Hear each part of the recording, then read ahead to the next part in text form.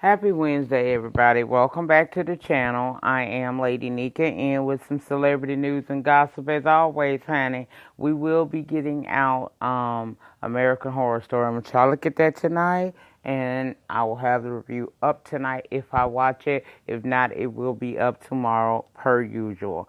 Now, let's get into some celebrity news and gossip. In celebrity news, RKelly was not present today in court. The reason is because he had an infection that required his toenail to be removed. Was worried someone would step on his ailing foot, so he was excused from appearing, according to the singer's attorney, Steen Greenberg, today. This was a procedural hearing. Just the lawyers for both sides were present. No defendants for either side was at the trial or at the hearing today. Best wishes to RKelly. I'm understanding he had that surgery, had a toenail removed due to an infection, and he is now wearing a boot. I hope he heals in the way that he should so that he can get back to being present at this upcoming situation he got going on. Best wishes to RKelly. Rapper 50 Cent has no chill whatsoever, so it seems. The hip-hop vet took to IG to troll power star Omari Hardwick with a pic of himself running into singer Tank, who is damn near his twin, stating the jokes write themselves. He said, first young buck, now this, I'm dead. Y'all know 50 is an internet troll. I don't think Omari took it no hard way. Y'all know that he had a lot to say, 50 Cent that is, in relation to Tank's little conversation that he did over at Angela Yee's podcast, Lip Service. We're still dealing with backlash from all of that, but we've already discussed it, so I'm not going any further into that. Now, Real Housewives of Atlanta star Kenya Moore broke her silence on split from husband Mark Daly. The Real Housewives of Atlanta star, who shares a 1-year-old daughter, Brooklyn Doris, with Daly, opens up about the breakup, saying that the two haven't filed for divorce yet, and she is hopeful that they can find a way back together again. I didn't get married just to quit, Moore said. I love my husband. I don't doubt he loves me. Let me be clear. I took my vows seriously. I believe in for better or worse, and I believe in trying it all before you walk away, especially when you do have a child involved. We do have a child, and we are family. Unfortunately, she doesn't get the same sense that Daly feels the same way. She is hopeful and have always wanted to work on their relationship, but she admits she don't know if it's even a possibility at this point. Mark doesn't seem to be there. It feels more comfortable calling it quits if I knew I've done everything and it still didn't work. Back in September, Moore, who is 48, and Daly, 49, shocked fans when they announced their back-to-back statements that they were going their separate ways after 2 years of marriage. With confusion came a sea of rumors about the breakup, with gossip blogs reporting about a blowout fight and accusations that Daly was unfaithful and living with a secret family. None of that is true, Moore says. She said, in terms of infidelity, there is no proof. That is not our issue. What is their issue? Well, for one, the fact that Moore and Daly were living and commuting between two households. Her home is in Atlanta, his is in New York. The distance has really been taking a toll on us. Mark opened up 2 new businesses and is slated to open another one. She admits it's frustrating for her that he kept opening businesses in New York, but she wants him to be successful, and that's how he feeds his family. She said she couldn't be selfish, but living in 2 different places, with the business, the distance, and the baby, it just became hard for them to figure it all out. They both liked where they were living and wanted to split their time together in both places. Still, the real problem between Moore and Daly was basic communication issues that the two were having and seemed to have never surpassed. She wants counseling, but Daly hasn't agreed. You guys can go to people.com for more information on this exclusive interview that Kenya Moore gave to people.com if you want to read more about it. She goes into more details about the issues with her husband, but here's my opinion on that. When you marry somebody or get in a relationship, long distance relationships are hard. And then you couple that with the responsibilities of a new baby and the fact that he is opening up. I know for a fact he got another restaurant that's opening probably in the next month or so. So between distance, business problems, business situation and matters that must be attended to, along with a new baby and probably the pressures of being in the spotlight. Your marriage is, everybody's paying attention. I imagine that could be hard, but if you have given it all that you can give and he does not want to give anymore, then it may be time for you to move on and consider possibly co-parenting with him, because that's about the best you're probably going to get. Plus, I don't think her husband was too keen on being on the Real Housewives of Atlanta. He don't strike me as a Greg Leaks or a Peter Thomas type.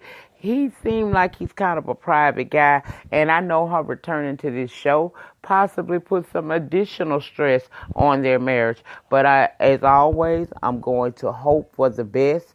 But as a woman, I always say be prepared for the worst and have you a plan B in place, so that if in fact this marriage cannot be resolved and you two have to decide to go your separate ways and stay your separate ways, that your relationship can remain cordial. She's saying right now in this article that she and he are still cordial and that he FaceTimes the baby daily and has spent time with the child since they're split.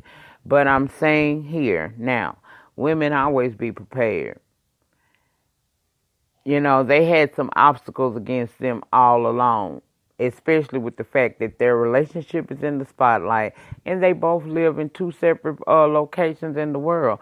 It sounds good. We're going to split our time. But when you factor in the pregnancy, the baby that's now here, his new business responsibility, her filming and whatnots with the Real Housewives of Atlanta, I imagine that is very hard on a relationship. And hopefully, if they are truly yoked, he will decide that he wants to go to counseling and they can work this situation out. If not, I still wish them both all the best. I cannot wait to see this upcoming season of Real Housewives of Atlanta, the return of Twirl. I'm excited about that. And I wish him the best in his endeavors as well. Moving right along, in other Real Housewives of Atlanta star news, remember I told y'all the other day that Kevin McCall went on a rant about Tank that made some close to him and some fans concerned? Well, his ex and baby mama, Real Housewives of Atlanta star Eva Marcel, pleaded with the judge to keep her baby daddy away from their daughter because she fears that he's capable of going on a killing spree like Chris Donner. If y'all remember, I'll tell you who he is. Let me just go ahead and follow the protocol of my notes. She filed legal documents responding to Kevin McCall's request to have the judge reevaluate the custody arrangement for 5-year-old Marley Ray, but Eva says there's no need because her ex is dangerous. In documents, Eva claimed Kevin is unstable and has admitted to her that he could do worse damage than Dormer, the ex-cop who went on a killing rampage in 2013 that ended with a manhunt and him being fatally shot in Southern California. Y'all remember that in 2013 that cop snapped? Yeah, she's comparing him to that man. She said Kevin praised the man that killed a good friend of hers and himself in a murder-suicide. She said he referred to the guy as his hero.